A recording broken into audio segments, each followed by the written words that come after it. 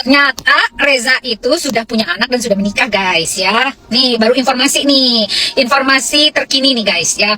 Jadi kan pernah ya dia ngomong kalau dia belum menikah ya, kalau nggak salah ya. Coba deh kalian lihat lagi jejak digitalnya. Lagi Reza, katanya kamu udah menikah dengan penyanyi Banyuwangi dan sudah punya anak, benar nggak sih?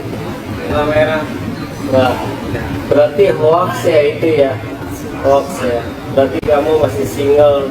Iya. Itu bisa. Gini loh guys, ini kan sudah merembet kemana-mana nih, ya kan?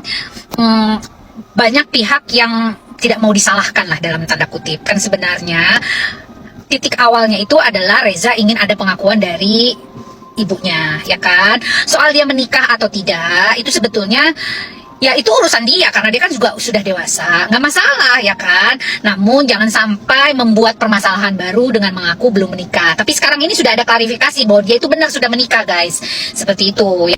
Sebetulnya soal pernikahan apa enggak itu ada. Coba Le, tunjukkan Le.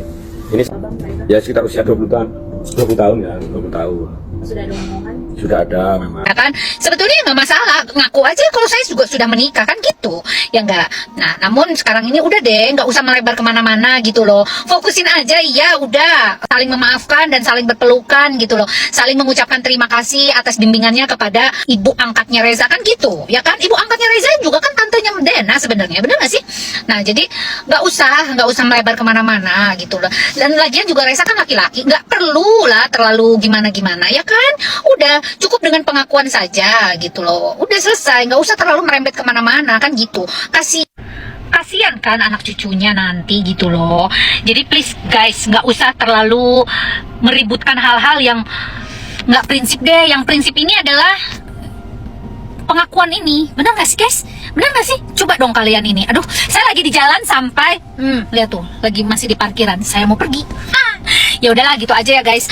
Dan menurut saya sih jangan terlalu dibesar-besarkan, itu aja sih. Yang jelas pengakuan itu sudah ada, namun tolonglah dibuat bentuk pengakuan dan pelukan dari seorang ibu terhadap anaknya sebagaimana layaknya. Itu aja sih.